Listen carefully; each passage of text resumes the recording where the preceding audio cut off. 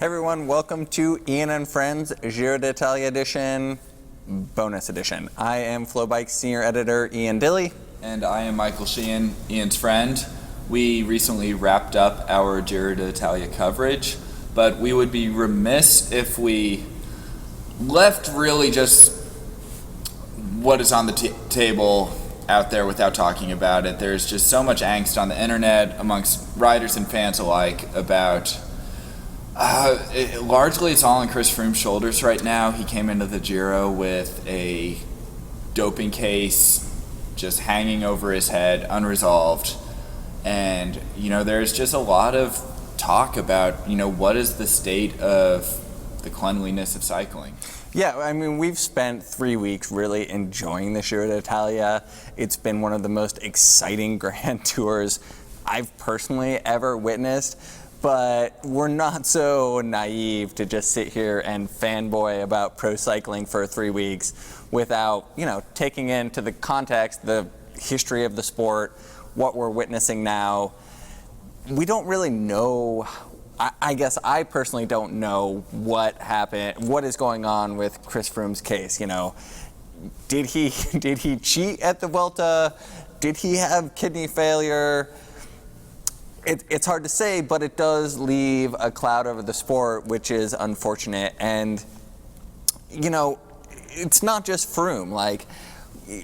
There's a cloud over the sport still in general. And, at the end of the day, I think that's a good thing. But we're sort of going to get into, as a fan, how you can continue to appreciate and love the sport and believe or try to believe in what you're seeing.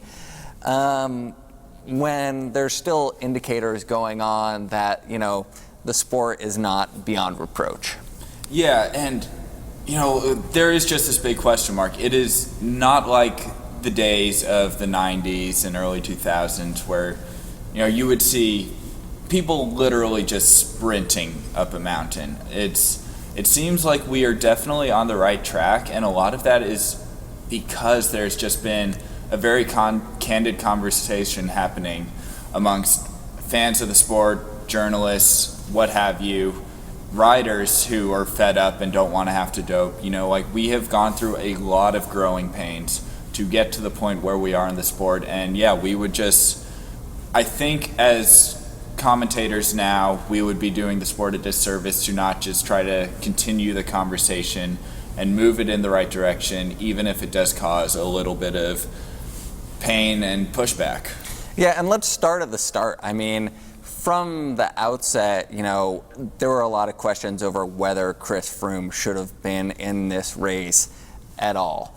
Now, he had every right to be in this race, and the positive or the adverse analytical finding that he had technically should never have been revealed to the public. It was leaked. We don't know exactly how it was leaked, but we were having this conversation earlier. It's a good thing that it was leaked because in the past, there was likely doping cases that were swept under the rug. At the end of the day, the anti-doping agencies that are in charge of handing down, these positive tests to the governing bodies, it's UK anti-doping, it's US anti-doping, whatever the doping agency is in Russia, these are agencies that have patriotism, that don't want to see, there may be someone in the system that doesn't want to see their athletes serve a positive. So the fact that Chris Froome's positive test was leaked, that it came to light, I personally feel like that's a good thing, even though it's not necessarily in line with the process.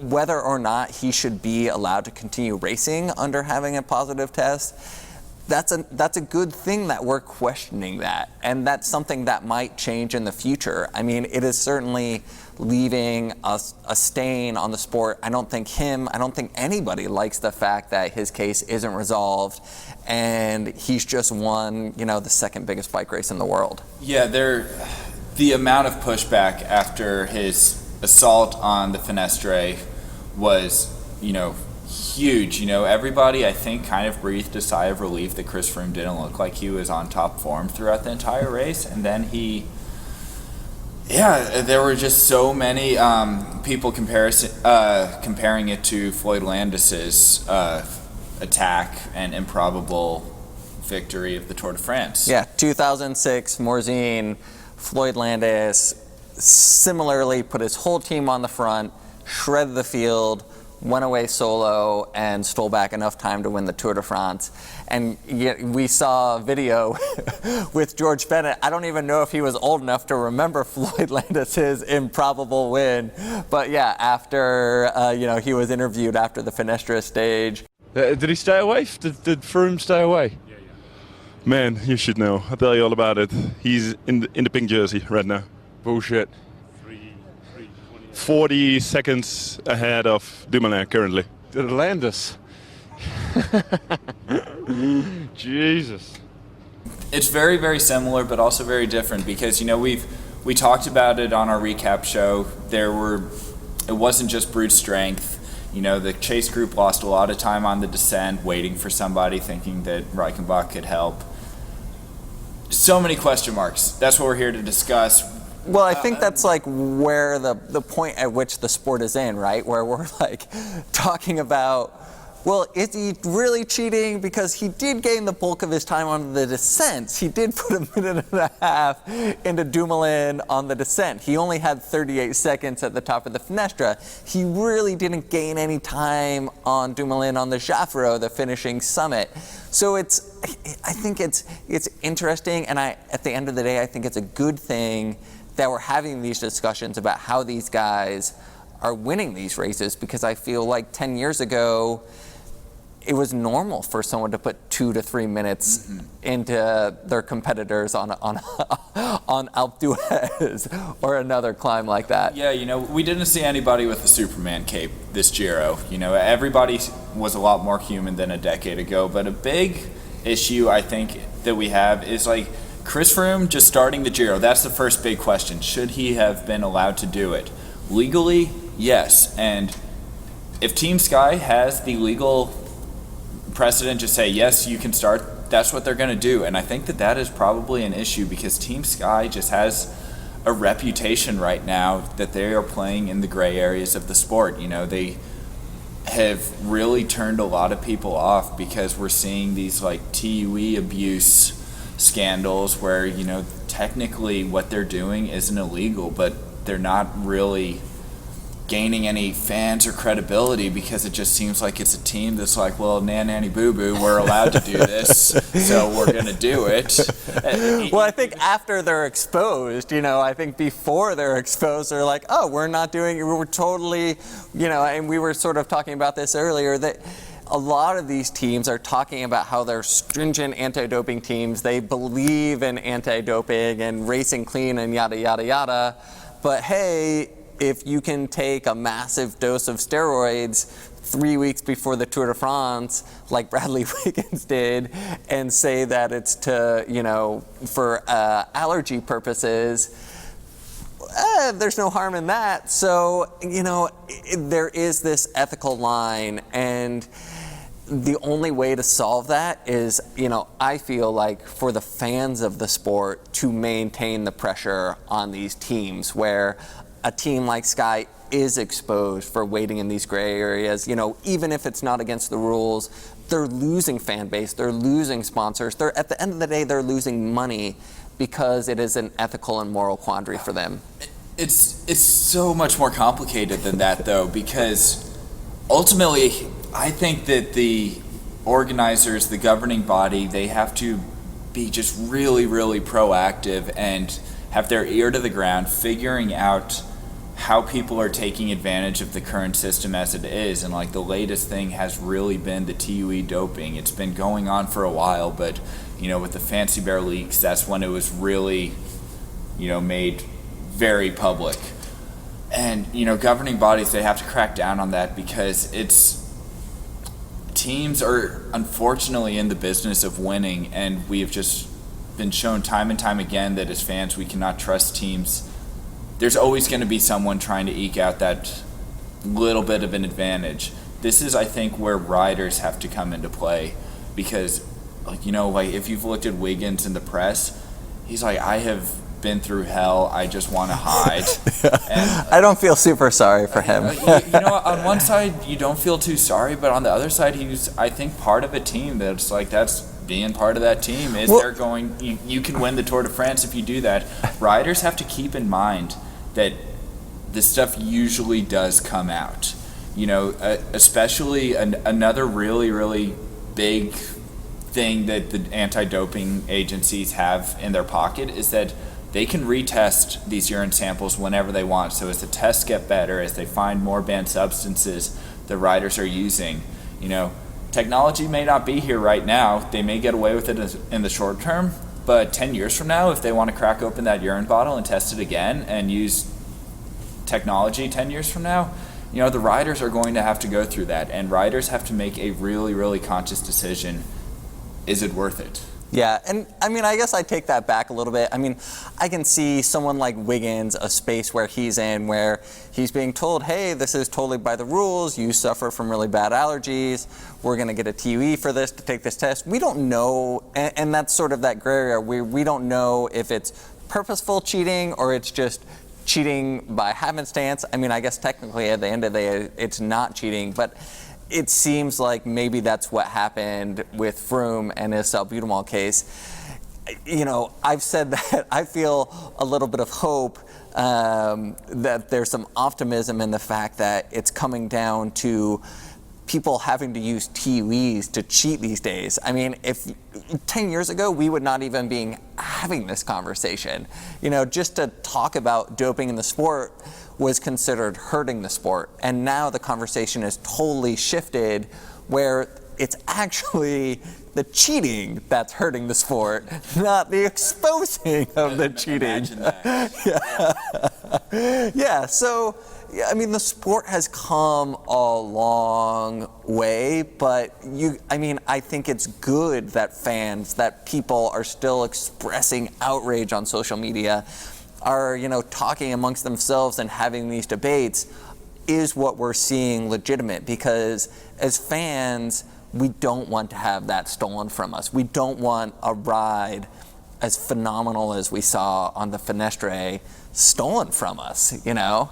Yeah, and what we've seen, we haven't seen anything decisive, but it's this constant fine line that we're treading between skepticism and cynicism just because of the history of the sport. And, you know, even before Chris Froome, he won the Giro, and a lot of it is these riders, they win the race, big shadow of doubt cast on them. Before Chris Froome stormed away with it on the Finestre, though, we were getting just like tons of people asking us about Simon Yates. Yes, it was unending. And to be fair, I mean, I think there's sort of a spectrum of people.